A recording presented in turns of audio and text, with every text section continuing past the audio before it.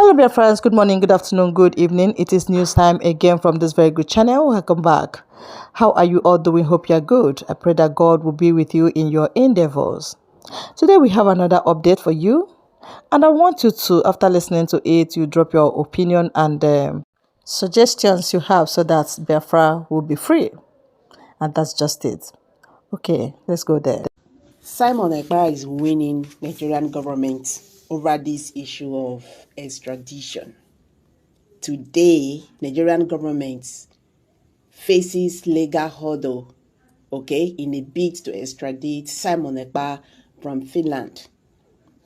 The Finland government has finally rejected the extradition document submitted by the Nigerian Chief of Staff, General Christopher Musa, via Nigerian government to extradite Simon Ekpa back to Nigeria. All this why they say they've been, investigating and all that. And Nigerian government has been so pushy. They have begged the Finland government to make sure that Simon Ekpa is repatriated back to Nigeria. They have done so many things, even going to the Finland ambassador. They actually wanted to go through the Finland ambassador, in Nigeria. It still work. But today, Nigerian government have gotten the highest shock ever as the Finland government rejects the extradition document submitted by the Nigerian government. Nigerian government has been wishing, wanting to have Simon Ekpa back to Nigeria for prosecution. Simon Ekpa, he's a separatist agitator, for Biafra. So the Simon Ekpa and his group had been agitating for the freedom of Southeasterners. And then the Nigerian government, in the same vein, do not want Nigeria divided. They say everybody go day here. Nothing they happen. See, Simon Ekpa emerged after Mazi Nnamdi Kanu was kidnapped from Kenya by the Nigerian government. Till today, the matter still they go front and back. And Nigerian government seeing Simon Ekpa as a very big threat. Even right now itself, they're not even they see Nnamdi Kanu like that, but Simon Ekpa matter just very, very difficult for them. The Nigerian Defense Chief General Chris Musa says the country is seeking the extradition of the separate leader Simon Ekpa when he was arrested in November, when he was arrested in November in Finland for terrorism-related activities. However, with everything going on, as the Finland has rejected the extradition document for Nigeria, this is unlikely to happen because the Finland, like other European Union countries, does not extradite its citizens outside the region. The African reports confirmed. You understand? The Nigerian government has been coordinating with the Finnish embassy in Nigeria with regards to the prosecution of Ekpa. But right now, this is a very big disappointment to the Nigerian government. So Simon Ekpa is not being extradited to Nigeria. You see, we keep on deceiving ourselves. There is no way you can keep fighting agitators without looking to the root of agitation in Nigeria, because this is what we are all missing. The government feel that maybe going after these agitators will eventually, stop agitations. But it's not like that. I've been telling us this thing. If by tomorrow, Nnamdi Kanu and Simon Ekpa say, they are not agitating again, another people will still carry the flag. It's an ideology. These people, they are aggrieved. So the issue of Biafra is no longer in Simon Ekpa and Nnamdi Kanu's hand. So this is what Nigerian government should know. They for 6 years now, since Nnamdi Kanu, they kidnapped Nnamdi Kanu, the agitations were still going on. Today, they are still sitting every Monday in the Southeast. Till today, it has never ended. Because the people want their voice to be heard. Well, let's see whether with what happened now, the Nigerian government will eventually, sit down and think maybe the way out here is to sit in a round table and talk with these people. I'm dropping it here. Kindly drop your comments below the comment section. Please don't forget to share. Don't forget to subscribe. Don't forget to like if this is your first time.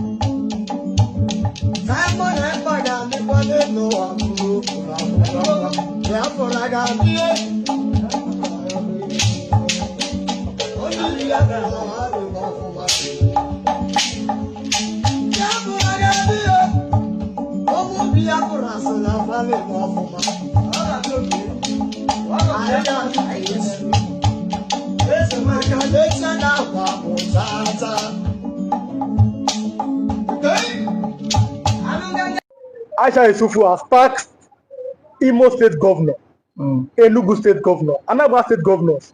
Stop blaming government. You are the CEO of your state. You are the executive governor. Now, since you go to Abuja to collect money, then take responsibility for the insecurity in your state. What do you have to say about it? Now, thank you for that wonderful question. I think being the governor of the state, you have every power for you to make sure that you get security votes from the federal government. By so doing so, what are the governors doing with this money? Stop coming out to tell the people that there is insecurity in my state and that unknown government have been killing. The government need to take action and put an end to all this and stop apportioning blames. The people you are apportioning blames to are the people who their lives and properties are entrusted in your hand as the chief security officer of the state. So for a governor to come and start telling people that there is insecurity in my state, I think to me the governor need to stand up and then act now, because every now and then allocation is being shared for you, security votes is being given to you, and you have the mandate. The primary function of government is to protect is to protect life and property. Yes. So if you cannot protect life and property, then why are you the governor?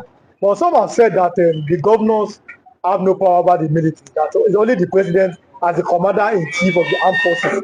What do you have to say about that? The governor does not have power over the military. That is true. But see, the question is that can the governor summon military chiefs in their states, I mean the division's commander, to sit and dialogue for a way forward? The answer is yes. So if we can do that, so indirectly it still has power over the military. Now when it comes for security meeting, don't this man don't these guys attend in his various place? They do. So the president should not come and say that he does not have the governor should not come and say he does not have power. We still have killings in Imo State, Enugu State, and some other states. For how long can we continue in this path? The people are scared of their lives. The people cannot even access government, access those who they claim to be what? Electorate. We cannot access people that give us the mandate. So how long can they continue like this?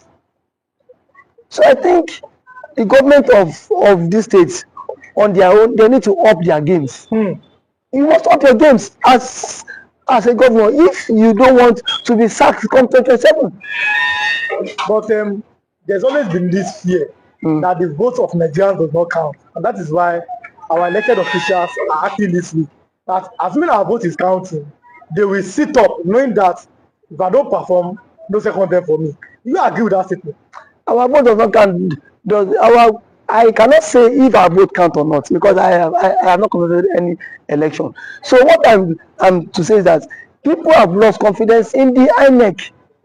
In the power. The reason why they've lost. You've lost confidence because so many persons have seen the case of Hope Uzodinma when but reason best the court knows why he had to give it to him. But someone who came forth in the election was uplifted and then he came forth. So the court cited some reasons which Hope Uzodinma became the governor. Reason best known to them. I am not in the position to speak for the court. But one thing is that INEC need to be the trust of Nigerians again. You saw what happened in last election. As allegedly reports, the results were changed in the RF quarter. So I don't know how true that allegation is, but see, it has been going viral. So these are things INEC need to repose that confidence in the average Nigerian. And for the governors too, how much is being given to you on a monthly basis? If you get money on a monthly basis, then why don't you make sure that these people who gave you the mandate to protect them, you can as well protect them too? Because the people cannot always be one-sided every time. The people need to benefit from dividends of democracy, and when they have to benefit from the dividends of democracy is by what? By inclusive governance. The people need to feel the government impact. Not every time you come on here and say on government has attacked the people, you come and start creating fear.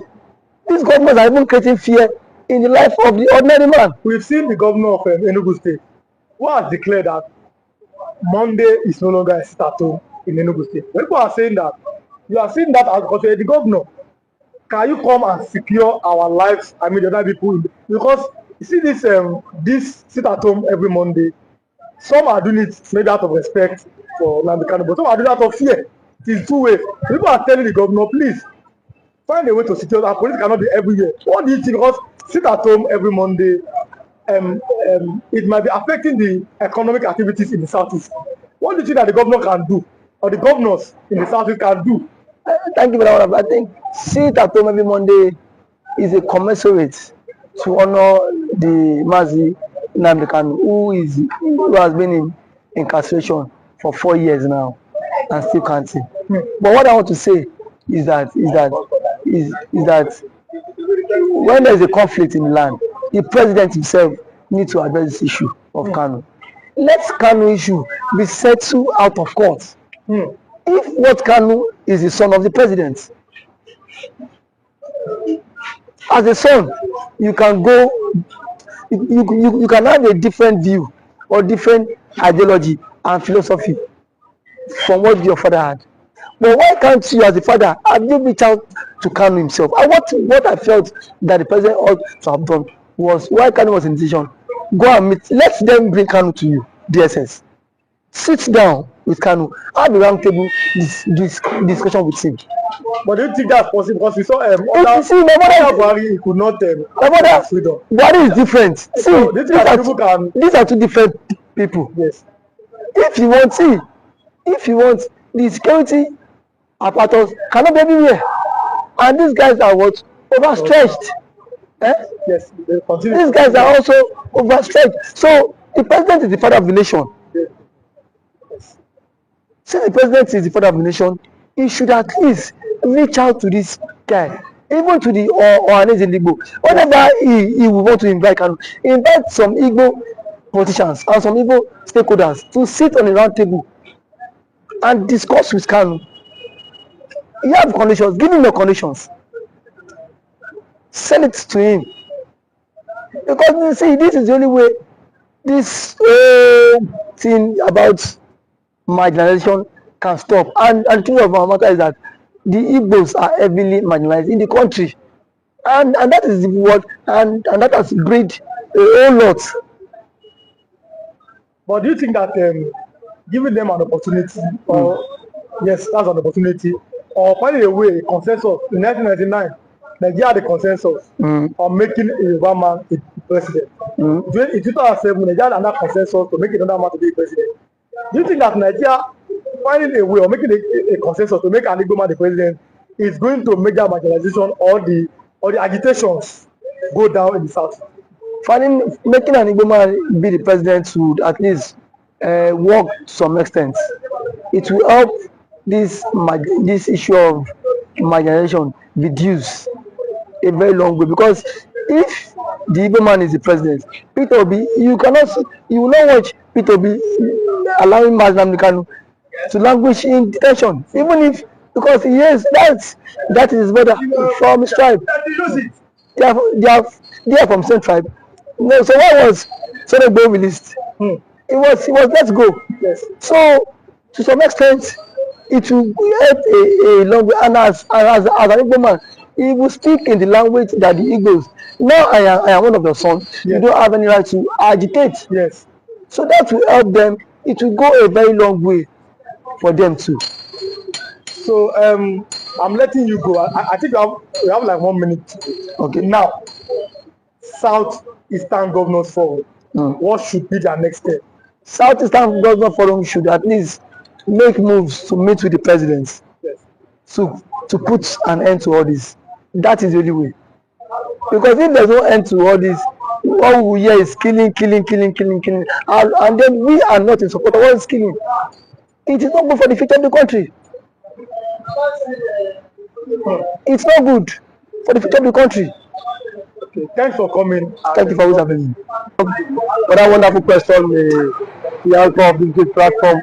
First and foremost, I want to say, someone has come out to say, or has outlined countless times, that he said that the Nigerian government cannot win Biafra with a barrel of gun for the second time. Now when he said that, see, Nigerian government cannot win Biafra with a barrel of gun, it means that nobody needs to die for them to exit Nigeria. Now, Ojukwu fought Biafra in a different dimension. Now, Nnamdi Kanu did it via his own dimension. So ECPA is taking it globally. And now, we've seen world body recognize Biafra. We've seen the UN and then some other global body have come out to endorse the Biafra struggle. So kudos to him. It is a plus. Some persons have come out to say that Samonekpa should be discredited, the likes of Ohanes Ndigbo and that of the southeastern governors. But my question is that you said Samonekpa should not be taken serious. Then who should be taken serious? The government who is not willing to protect our people? Is it the people who have refused to speak up when the Igbo man has been marginalized in the country? Is it the same governors who have become a tools in the hands of their Fulani master? So for you to even have a character like Samonekpa and Nnamdi Kanu to have come out to say enough is enough, that we are tired of this contraption called one Nigerians. It shows that these people have this mindset that see they can no longer be the slave. So for him to have even gone as far as to hire lobbyists that will speak on behalf of Biafra in the world